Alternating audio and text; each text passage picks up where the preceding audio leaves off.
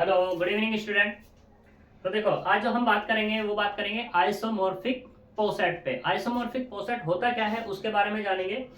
वैसे यहाँ पे जो ये तुम्हारा टॉपिक है बहुत मतलब इतना इम्पोर्टेंट तो है नहीं, लेकिन फिर भी बाय चांस मान लो क्वेश्चन आ जाता तो इसलिए हम इस पे बात करने वाले हैं। वो क्या है, किस तरीके से, तो देखो आइसोमॉर्फिक पोसेट। आइसोमॉर्फिक पोसेट के लिए हमारे पास दो सेट का होना जरूरी है। मान लो हमारे पास एक सेट ए है और एक हमारे पास क्या है, बी है। हमें ए को कहना है बी के आइसोमॉर्फिक है, B isomorphic if there is a function. कोई भी फंक्शन आए, एफ मान लो आया, वो क्या, एफ सच दैट ए से बी की तरफ है, such that F is one one. F को पहले क्या होना पड़ेगा, वन वन होना पड़ेगा एंड ऑन टू होना पड़ेगा। एफ को क्या होना पड़ेगा, वन वन और ऑन टू होना पड़ेगा and x less than equal to y. This implies that implies and implies f of x less than equal to f y. ये कंडीशन कह दो, ठीक है। या एक्स रिलेट कर रहा है किससे, वाई से, फिर implies and implies f of x relate करेगा किससे, एफ ऑफ वाई से। किस तरीके से है ये बात, उस पर हम बात कर लेते हैं। तो देखो यहां,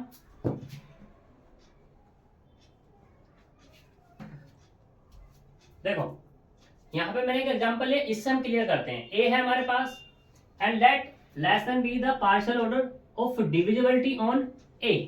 यानी कि कहने का मतलब ये हुआ, हमारे पास इस डेफिनेशन को हम इससे समझ रहे हैं एग्जांपल से। ए दिया हुआ है, कितना है हमारे पास, 1 2 4 और 8। तो पहले हमें क्या करना है, आर तैयार करना है। आर इसने कह दिया डिविजिबिलिटी का केस है, तो डिविजिबिलिटी का क्या केस है, डिवीजन ऑन ए पे ही है। यानी कि हमें ए और बी ऐसा लेना है, ए डिवाइड्स बी, ठीक है, ए डिवाइड्स बी। तो मतलब क्या हो जाएगा इसका, यानी कि यहाँ पे 1 2 को भी डिवाइड करता है, 1 4 को भी डिवाइड करता है, 1 8 को भी डिवाइड करता है, 1 1 को भी करता है, 2 2 को भी करता है, 3 3 को भी करता है और 4 4 को भी करता है। ऐसे ही तुम्हारे पास क्या होगा, 2 4 को भी करेगा और 2 8 को भी करेगा, ठीक है। तो ये हमारे पास रिलेशन आया। ऐसे ही हम दूसरे वाले रिलेशन में बात करते हैं, ए डैश सेट है हमारे पास क्या, ए डैश। ए डैश क्या, 0 1 2 3, ये हमारे पास है। अब हम इसी से एक आर डैश रिलेशन लेके आते हैं। रिलेशन क्या कहा, less relation usual relation, less than equal to B the usual relation less than और इक्वल टू का केस है। तो यानी कि क्या होगा यहाँ पर, 0 0 के बराबर होता है भैया, 1 1 के बराबर होता है, 2 2 के बराबर होता है, 3 3 के बराबर होता है। और यहाँ पे क्या है, लेस देन इक्वल टू, यानी कि 0 1 से छोटा है, 0 2 से भी छोटा है, 0 3 से भी छोटा है। फिर 1 पे आ जाओ, 1 क्या है, 2 से भी छोटा है, 1 3 से भी छोटा है और 2 भी 3 से छोटा है। तो हमने क्या कर लिया, रिलेशन तैयार कर लिया। अब हमें यहाँ पे दिखाना है एक्स रिलेट कर रहा है किससे, वाई से, तो एफ ऑफ एक्स रिलेट करना चाहिए किससे, रिलेशन, यानी कि आर डैश कह दिया एफ ऑफ वाई से। इस पे हमें ये बात करनी है।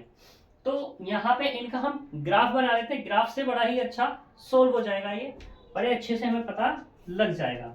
तो देखो यहाँ पर ग्राफ, इसका अगर मैं ग्राफ ड्रॉ करूं तो कुछ ऐसा होगा कि देखो यहाँ पे कितना है, 1 2 3 4, 1 2 4 8 है। तो मैं इसका क्या कह दूं, 1 कह दूं, ठीक। ये वाला क्या हो जाएगा हमारे पास, 2 हो जाएगा, यानी कि 1 2 को भी डिवाइड कर रहा है। ये वाला क्या कह दूं, 4, और ये वाला क्या कह दूं मैं यहाँ पर, 8 कह देता हूँ, ठीक है। देखो 1 2 को भी डिवाइड कर रहा है, 4 को भी डिवाइड कर रहा है, 8 को भी डिवाइड कर रहा है। ऐसे 2 4 को भी डिवाइड कर रहा है, 8 को भी डिवाइड कर रहा है, 4 8 को डिवाइड कर रहा है, और ये 1 अपने आप को भी डिवाइड कर रहा है, 2 अपने आप को डिवाइड कर रहा है, 4 अपने आप को डिवाइड कर रहा है और 8 अपने आप को भी डिवाइड कर रहा है। तो यानी कि इस रिलेशन का ये ग्राफ हमारा बन गया, ठीक। अब इस वाले रिलेशन पे बात करते हैं, इसका ग्राफ मैंने बनाना है। तो यहाँ पे कितना, 0 1 2 और 3। मैं इसको भी ऐसे ही खींच लेता हूँ। ये क्या आ गया, 0, ये वाला क्या हो जाएगा 1, ये वाला हो जाएगा 2 और ये वाला हो जाएगा 3। ठीक है, तो ये हमने यहाँ पर बना दिया। तो अब देखो 0 0 के बराबर है, रिलेशन डन।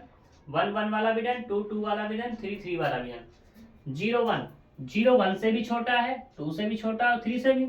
0 1 से छोटा, 2 से छोटा, 3 से छोटा। क्लियर? ऐसे 1 क्या है, 2 से छोटा और 3 से छोटा। 1 2 से छोटा, 3 से छोटा, और 2 3 से छोटा। क्लियर है इतनी बात? अब एक ग्राफ हमारे पास बना, ये वाला फर्स्ट, ये वाला हो गया सेकंड। ये किससे बना है, रिलेशन आर से बना है, और ये वाला मैंने जो कहा रिलेशन आर डैश से कहा। ठीक है, अब यहां पे देखो कंडीशन कि 1 रिलेट कर रहा है किससे, 2 से। तो this implies that, implies and implies, ये हम कहते नहीं, हम इसने खुद कहा है कि जो हमारे पास रिलेशन है वो कहां से कहा था, let A this and B partial order division on A. इसने कहा let A dash 0 1 2 3 and let this be the usual relation less than or equals to. फिर इसने कहा on integer show that the A, यानी कि A poset and A dash poset are isomorphic. तो मतलब क्या हुआ कि कोई मैपिंग आई होगी जो क्या है, ए से ए डैश की तरफ हो रही होगी। ठीक है, तो मैंने यहाँ पे कहता है 1 रिलेट कर रहा है किससे, 2 से। तो this implies that F of 1 relate करना चाहिए किससे, यानी कि आर डैश, और ये एफ ऑफ 2 से। ये वाली बात है। अब मैं अगर इसमें बात करूं, यानी कि इसकी इमेज ये मिल रही है मुझे, जब इसकी इमेज ये मिल रही है तो हम यहाँ पे कह सकते हैं एफ ऑफ 1, एफ ऑफ 1 की इमेज कितनी है, 0, यानी कि 0 रिलेट किया किससे, 1 से, क्योंकि एफ ऑफ 2 की इमेज 1 मिल रही है यहाँ पर। ठीक है, ऐसे हम दूसरा वाला देखते हैं कि हमने लिया क्या, 1 रिलेट कर रहा है किससे, 4 से है रिलेशन। तो दिस इंप्लाइज दैट, तो क्या होना चाहिए, यहां से सीधे में जाना पड़ेगा, यानी कि 0 रिलेशन 2, और वो है हमारे पास ऑलरेडी। ये मैं डायरेक्टली लिख दिया मैंने, वैसे ये आता हमारे पास कि एफ ऑफ 1 और ये एफ ऑफ 4, तो इसकी वैल्यू कितनी आएगी एफ ऑफ 1 की, 0 ही है। ठीक, एफ 4 की वैल्यू कितनी आएगी, 2। तो यहाँ पर ये सारे के सारे ऐसा नंबर कर रहे हैं।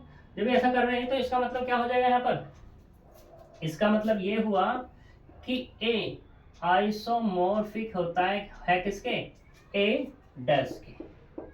मैंने यहाँ पे लिखा है, ये साइन जो मैंने बनाया ये वाला, ये आइसोमॉर्फिक का साइन डिफाइन करता है। ठीक है, दो इक्वल है और ऊपर इक्वलेंस का साइन है यहाँ पर। तो ए आइसोमॉर्फिक टू ए डैश। ठीक है, ये तुम्हारा ए आइसोमॉर्फिक का छोटा सा कंसेप्ट था जो हमने यहाँ पे करा दिया। अब तुम यहाँ पे जितने क्वेश्चन तुमसे हो जाए उतने कर लेना। तो आज मैं इस छोटे से टॉपिक तक ही बात करूंगा, ठीक है, क्योंकि मुझे कल नया टॉपिक स्टार्ट करना है, वो बहुत इम्पोर्टेंट। ठीक है, और उसका नाम है लेटिस। ठीक, तो ये जो लेटिस है ये मोस्ट इम्पोर्टेंट होने वाला है। तो आज हम यहाँ तक ही छोड़ेंगे, तो मिलेंगे नेक्स्ट वीडियो में। Bye bye.